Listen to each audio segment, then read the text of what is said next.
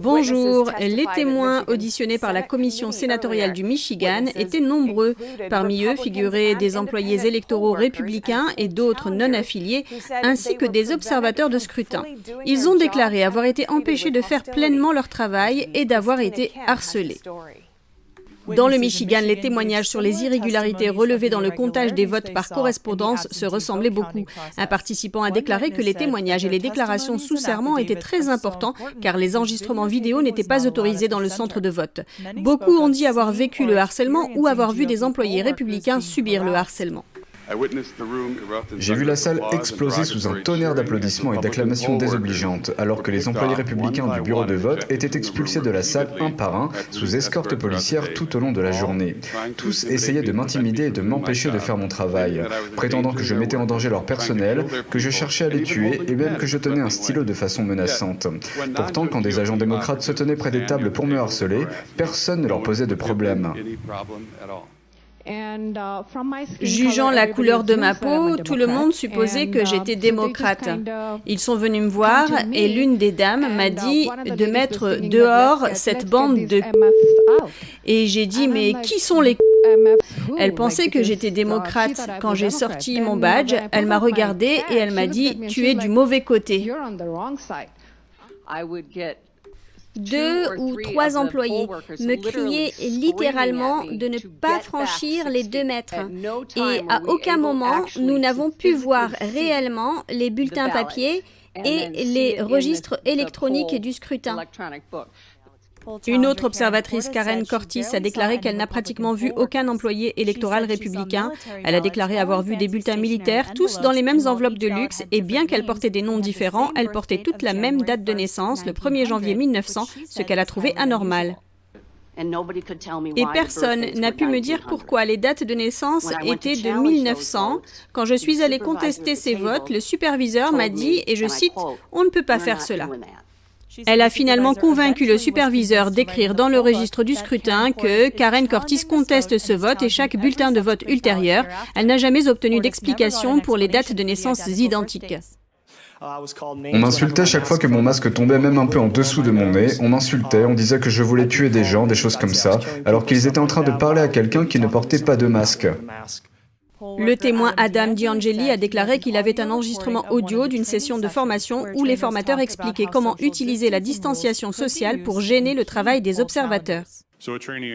Un stagiaire a demandé « Mais s'ils sont à plus de 2 mètres, ils ne pourront pas vraiment voir ?» Et le formateur a répondu « Exactement non, sauf s'ils ont une très bonne vision et qu'ils ont des jumelles. » Et le stagiaire a demandé « Et s'ils se mettent vraiment en colère et qu'ils se mettent à crier ?» Le formateur a répondu, je cite « Appelez le 911 et faites-les sortir par la force. » Il a déclaré que la ville avait instauré un climat de confrontation dans lequel les observateurs de scrutin n'étaient pas en mesure de remplir leurs fonctions. Son témoignage a fait l'objet d'un procès le 23 octobre et a été réglé avec le secrétaire d'État qui a déclaré qu'ils allaient modifier leur politique. Au cours de l'audition publique du Michigan, une témoin a déclaré que les observateurs républicains étaient maintenus dehors pendant le dépouillement des bulletins de vote militaires. Elle a déclaré que lorsqu'elle est entrée dans la salle de comptage, elle a vu des bulletins identiques, tous pour Biden, et qu'aucun ne provenait d'électeurs inscrits. Patty McMurray a travaillé pendant 9 ans comme observatrice de scrutin. Cette année, elle a observé le centre TCF de Détroit. Elle a commencé son témoignage en montrant à la commission un épais dossier de déclarations sous serment.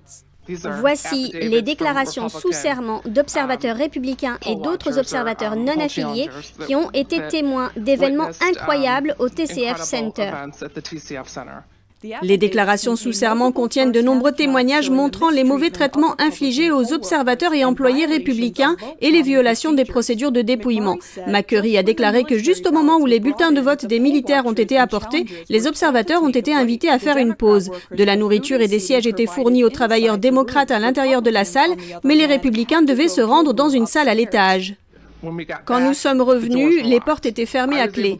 J'ai pu rentrer dans la salle, mais j'ai vu que des boîtes de pizza avaient été placées sur les fenêtres pour empêcher les observateurs de voir à l'intérieur. Elles ont été placées sur les fenêtres par les employés électoraux et par les agitateurs qui se trouvaient à l'intérieur. Selon McMurray, la secrétaire d'État Jocelyn Benson a déclaré dans une interview à la radio que c'était la police qui avait couvert les fenêtres. Mais McMurray a dit que ce n'était pas la police et a accusé Benson de raconter des histoires. McMurray a également détaillé ce qu'elle a vu une fois entrée dans la salle de dépouillement. Aucun des bulletins de vote de militaires ne correspondait à un électeur inscrit et les bulletins semblaient tous être des photocopies du même bulletin de vote. Ils étaient tous pour Biden, il n'y avait pas un seul vote pour Trump et aucun des électeurs n'était inscrit. Ils ont dû entrer manuellement les noms et adresses et une date de naissance au 1er janvier 2020, ce qui a contourné le système et leur a permis d'entrer des électeurs non inscrits. Elle a déclaré que tout au long de la journée, les employés du bureau de vote ont utilisé cette méthode pour enregistrer le vote d'électeurs qui n'était ni dans le registre électronique ni dans le registre papier. McMurray a également déclaré que lorsqu'un bulletin endommagé était dupliqué sur un nouveau bulletin, on empêchait les républicains de voir ce qui avait été écrit sur le nouveau bulletin.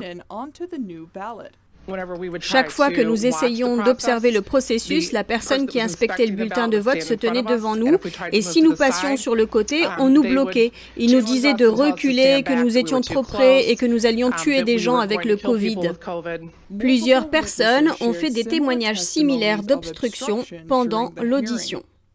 Le groupe juridique Projet Amistad affirme que près de 300 000 bulletins de vote auraient mystérieusement disparu avant l'élection. Ils ont présenté des preuves et 2 donneurs d'alerte ont témoigné. À Arlington, en Virginie, le projet Amistad a affirmé que près de 280 000 bulletins de vote ont été transportés de Bethpage, dans l'État de New York, à Lancaster, en Pennsylvanie, avant de disparaître le 21 octobre. L'ancien procureur général du Kansas et directeur du projet Amistad, Phil Klein, a déclaré qu'il disposait de plusieurs témoignages oculaires ainsi que de preuves tangibles.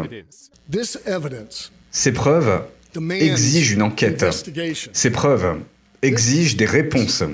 Le peuple américain mérite de connaître ces réponses. 3 témoins ont pris la parole, dont 2 étaient des travailleurs sous-traitants des services postaux américains. L'un des travailleurs a déclaré avoir transporté environ 288 000 bulletins de vote à New York. Le transport de bulletins de vote d'un État à un autre est un crime fédéral. Le 21 octobre, lorsque je suis arrivé à Bethpage, à New York, pour mon trajet habituel, un expéditeur a fait 3 références aux bulletins qui devaient être chargés dans ma remorque, en disant notamment « Hey, vous avez un bulletin de vote aujourd'hui » ou « Vous avez des bulletins de vote aujourd'hui ». Il m'a même montré un courrier recommandé en me disant « Quelqu'un voulait vraiment que son bulletin de vote soit compté ». Selon le directeur du projet Amistad, des institutions et des personnes au service du public peuvent facilement confirmer les déclarations sous serment faites par les donneurs d'alerte, mais beaucoup d'entre elles refusent de faire preuve de transparence. Les gens adoptent un comportement pour une raison donnée. Les gens refusent de parler et décident de ne pas se manifester pour une raison donnée. Ils le font pour une raison. En général, ce refus se résume à 1 ou 2 raisons ou à un mélange de 2 raisons. Ils ont peur, ou ils ont fait quelque chose, ou participé à quelque chose qu'ils ne veulent pas que les autres sachent. Le projet Amistad a engagé des poursuites judiciaires dans plusieurs États ces dernières semaines, dont une le 26 novembre au Michigan. Ils ont déclaré avoir été contactés par le FBI ainsi que par des avocats américains de différentes juridictions et avoir communiqué avec eux. L'avocate Sidney Powell a déclaré lundi lors d'une interview sur Lou Dobbs Tonight que quelqu'un avait enlevé un serveur de Dominion Voting System d'un centre de recomptage dans le comté de Fulton, en Géorgie. Powell a déclaré « Quelqu'un est allé au centre de Fulton où se trouvaient les machines de vote de Dominion en prétendant qu'il y avait un problème de logiciel et qu'il devait remplacer le logiciel et il semble qu'ils aient retiré le serveur. » Le directeur des affaires extérieures du comté de Fulton a déclaré à Epoch Times que le serveur en question se trouvait toujours dans les locaux et le président du conseil des commissaires du comté de Fulton a déclaré aux journalistes que le serveur de Dominion a effectivement bugué alors qu'ils étaient à 90% de recomptage. Il a dit que le technicien de Dominion sur place n'avait pas pu le réparer, alors un autre technicien de la société est arrivé. Il a nié tout acte répréhensible. Cet incident fait suite à une ordonnance du juge qui a empêché 3 comtés de Géorgie de modifier ou d'effacer les données des machines de vote Dominion.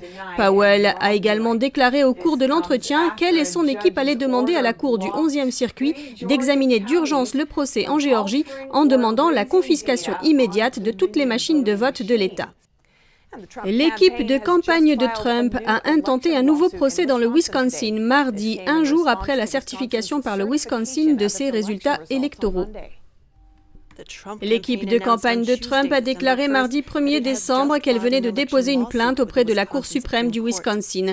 La plainte est déposée sous les noms de Donald Trump, Mike Pence et l'équipe de campagne de Trump contre le gouverneur du Wisconsin et plusieurs responsables électoraux de l'État.